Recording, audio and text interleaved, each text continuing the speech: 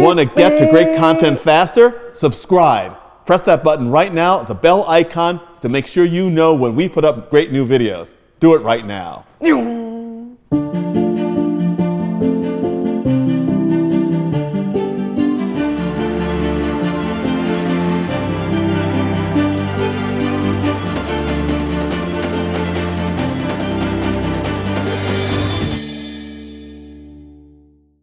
Hello and welcome back to the Audrain Automobile Museum and our exhibition, Stars of 30 Audrain Exhibitions.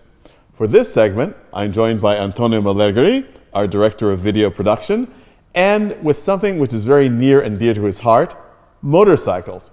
One of the things that really makes me happy, I have never, as you know, ridden a motorcycle. I don't have a particular desire to ride a motorcycle because I think that all of you motorcycle nuts are crazy. But I have loved motorcycles for a very long time and admired the technology, the design, the engineering, the history that goes into it. And I'm really happy that we integrate motorcycles into our exhibitions here at the Audrain, and we really pay attention to what they represent in terms of the motoring scene globally. So, Antonio, tell us what we have here in the three motorcycles that are chosen for this Stars of 30 exhibitions. So we have the 1910 Pierce 4 behind you, and we have the 55 Vincent Black Shadow, and of course this custom Ransom Serpent from 2008 that's on a GSXR 1000 engine. So kind of just the lineage over the last 120 years or so, and it's really changed a lot. And it also really speaks to what it is that we represent here at the Audrain, because just as you can with the automobiles, you see the progression of technology, of design, of history on two wheels. And we had quite a sort of groundbreaking, certainly for us and for a lot of museums, frankly, around the country. Everyone thinks about the great exhibition of motorcycles at the Guggenheim back when, and I went to that exhibition. I was absolutely blown away. I saw motorcycles I had no idea existed. And what we try to do here in all of our exhibitions at the Audrain is to show people the familiar and the not quite so familiar and the things they've never seen before. And we had this wonderful exhibition, Balance and Power, the World on Two Wheels, 1885 to 1995. Tell us a little bit about that exhibition. Well, that was one of my favorite exhibitions that we've had here from the time that I've been working here. And that was so incredibly wonderful to see because you really saw essentially bicycles from the beginning and how the bicycle brought people together and how it was an incredible mode of transportation to get around. And then people were saying, oh, maybe we could make these bicycles a little bit faster, and they were fitting engines to those bicycles. And then from there, they kind of discovered, well, you know, this is a pretty fast machine. It has pedals. Maybe we should have fixed pedals. And then the Kickstarter came along, and then they started getting faster and faster. And then you saw, of course, people wanted to start racing with the board track racers. And then the progression of technology, especially through the 20s to the 60s, was immense. And then we finished it with Ducati 916, which in my opinion is the most beautiful motorcycle, and it was kind of the culmination of all of this racing technology and how far the motorcycle could have been progressed at that time. So that was a great exhibition in my eyes. And one of the things that was certainly very surprising to a lot of visitors to that exhibition were things like this Pierce 4, because people had no idea that this time there was a four-cylinder motorcycle. The Pierce was the first American four-cylinder motorcycle. Yep. And it's also fascinating with things like the fact that the frame tubes held the oil and gas. Yeah, not exactly safe, but yeah, I mean, they were trying to kind of centralize everything, and if you look at it, it actually makes sense. They were trying to keep all the weight in the middle, but again, this was a pedal motorcycle, so it actually had a handle that you could kind of unclutch the bike, and you would pedal it to get it started, and then you would put it in its gear to get going. But the design, I mean, the suspension, they were trying to figure out how do we compress bumps. If you look at the seat, there was really no suspension in the back, so the seat had to compress a lot of the bumps. And I don't even want to know what that's like to ride. Probably very scary. Well, one day we've got to get you on board that Pierce. That's for sure. That'll be a wonderful thing. It'll be something akin to your experience driving in the Mille Miglia in 1940 car. So we'll have that. And we leap literally ahead to this next bike, 1955. This is one of the legendary motorcycles of the mid-20th century. Yeah, I mean, this was the fastest production motorcycle in the late 40s, early 50s. We have this photo back here of Rolly Free where he set the speed record at 150 miles an hour, and he took all of his clothes off basically and stripped down into his underwear. And I've been over 150 on a motorcycle, but with the full suit on, I can't imagine doing it like that where he's fully like this. It's just absolutely absurd.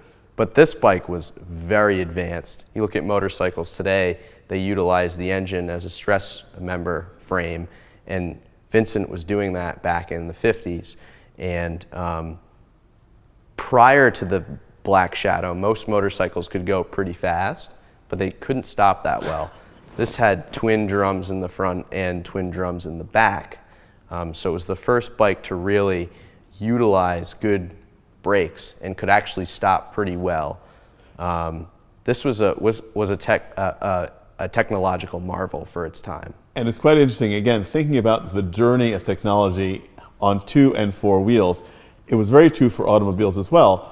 The go-stop ratio was such that they just made them go faster and faster and faster. And it wasn't until the mid-50s that anybody thought about making things stop. Exactly. And especially revolutionary on motorcycles, because I understand, and you can correct me if I'm wrong, but just as it took a long time for people to really get comfortable with seat belts in cars, if you had an accident, you wanted to be thrown free, people were very wary of putting very strong brakes on fast bikes, because they said, oh, something's going to go, you're flying across the handlebars. You don't want brakes there in the front wheel. Oh my God. Yeah. Well, of course, now we laugh at that, but I can see why they would think that maybe we'd be too aggressive on the front end and it would wash out or whatever. But it ultimately comes down to your body position and how much pressure you're putting through the handlebars under braking.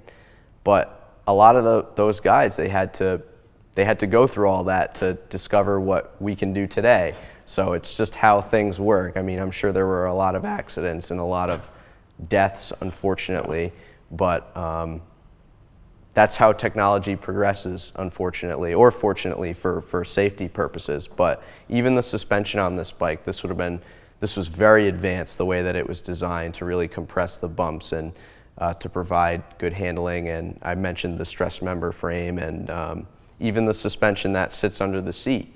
I mean, maybe a little similar to the design of the Pierce, where they were trying to do that with the physical seat, but again, between the three, the designs are similar, the technology is similar, it just kept getting better.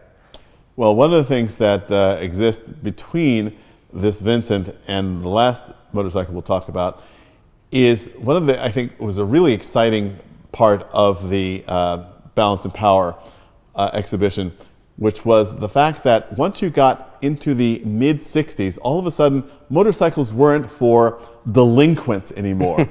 Sort of bankers and accountants, with a slightly adventurous streak, would ride them to work. Yeah. And it got to the point where performance that could only be imagined in a racing motorcycle in the 1940s all of a sudden was on the street for anyone to buy. And the great 1970s, that was the real sort of the heyday, and people realized, oh my God, I can buy a racing bike and ride it on the street. Yeah, bikes like the legendary Kawasaki H2 or the 750 two-stroke, which was an absolute death trap to ride. But also you look at, not to necessarily change the subject, but the marketing from a lot of the big companies, they were showing posters of, it looked like a very well put together guy and gal and they're riding their Vespa or whatever to work. And you meet the nicest people on a Honda. Yeah. So the marketing really changed, and it wasn't necessarily about being a bad boy anymore. It was kind of, this is a cool way to get around, and you can have a lot of fun doing it as well.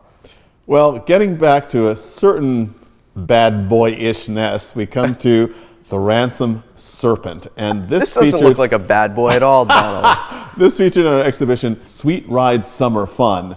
And this is certainly a motorcycle that's got to put if not a grin on your face, it'd probably snap a grin on your face. And make you deaf while you're at it as well.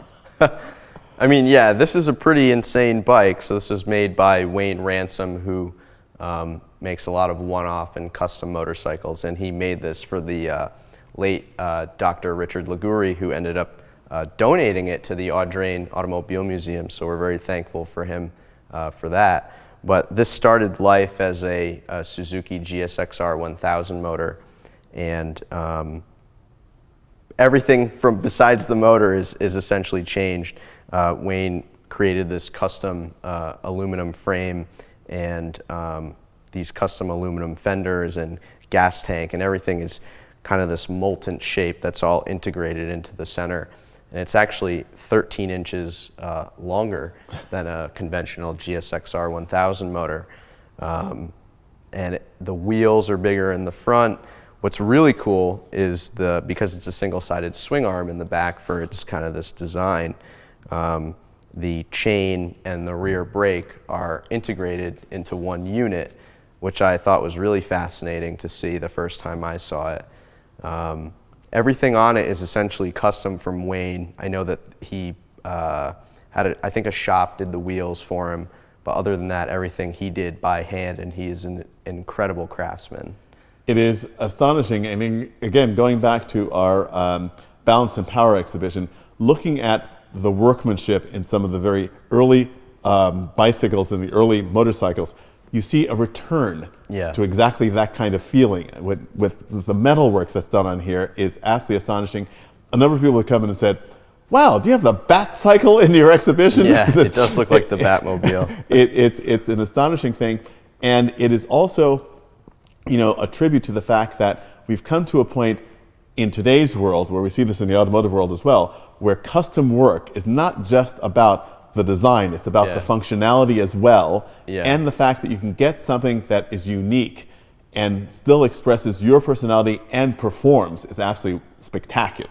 Yeah, well, something like this with the extended wheelbase probably does a better 0 to 60 time than the actual GSXR 1000 from Suzuki. And there's these great videos of him on his Instagram where he's just laying the power down and doing these crazy burnouts, and he's just taking off. But the front wheel isn't lifting off the ground. I mean, he is putting the power down pretty well. But it's pretty wild to think that this has 165 horsepower and the Pierce behind you had 7 horsepower. I mean, that's a pretty big jump in horsepower, which is wild. But we wouldn't be able to get to this kind of power if companies like Vincent and the ones that came before and after didn't figure out how to push the boundary a little bit further. And we've seen in a number of the other motorcycles we've had in the exhibition about the progression of technology and how rider aids have come to the fore in some of the latest Ducatis. That would be unimaginable 10 or 15 years ago. Yeah, I mean, a lot of the tech from MotoGP with traction control and angle controlled ABS and wheelie control and all these different systems that I utilize on the racetrack now. And I like to joke that some of the older guys, they'll be like, oh, I don't use any of those systems. Well, you know, you're riding 60 horsepower, I'm riding like 170 horsepower. I have no issue with using the systems, and it's incredible how good they are. You don't even feel them. You just ride as fast as you can around the track, and you look at the GoPro footage of the dash, and on a modern Ducati, there will be like an orange light that'll blink when some sort of electronic program is helping you, and it's constantly flashing. So they do a really good job at keeping you on 2 wheels, letting you have fun, but ultimately letting you be safe. And that's one of the things that we tell in all these stories of our exhibitions, of how technology affects the use of a vehicle and how it's advanced and pays tribute to what's come before. So thank you very much, Antonio, and we'll be back with another look inside this great exhibition, Stars of 30 Audrain Exhibitions. And maybe I'll take Donald for a ride on a motorcycle and he'll sit in the sidecar. Keep watching, you never know.